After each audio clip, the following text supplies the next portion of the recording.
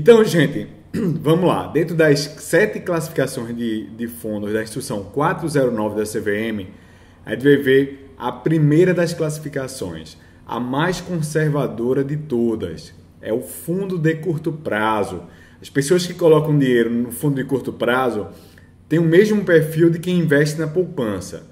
Então, é um fundo, dentro dos fundos, é um fundo extremamente seguro.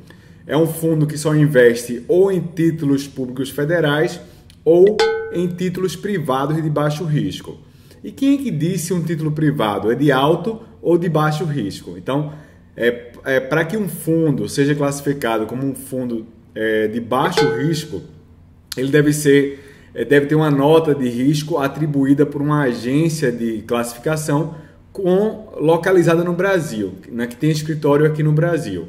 Então, repito, o fundo de curto prazo só investe ou em títulos públicos ou em privados de baixo risco.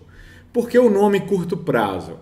Porque na média, ponderando os valores dos títulos, dos CDBs, títulos públicos, debêntures de baixo risco, ponderando valor e prazo, a média não pode ultrapassar 60 dias. Então, o nome é fundo de curto prazo porque não pode ultrapassar esses 60 dias.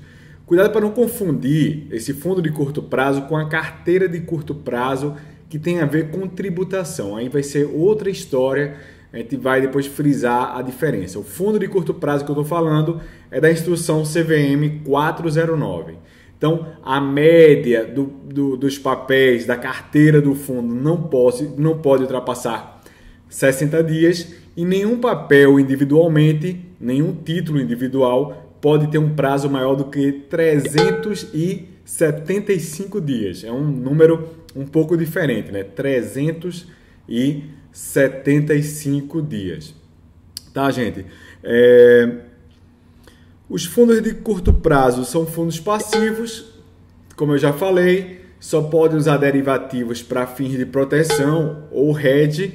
Dentro dos fundos é o fundo mais seguro, mas claro que tem risco de ter perdas de um mês para o outro, apesar de ser uma possibilidade remota, tá? Então esse é o primeiro fundo, é o mais conservador de todos. Gravem essas 3 informações. Ele investe em títulos públicos e privados de baixo risco, é a primeira informação. O prazo médio da carteira não pode ultrapassar 60 dias. E o prazo médio do papel, e o prazo máximo do papel de um título individual que compõe essa carteira não pode ultrapassar 375 dias. Fundo de curto prazo.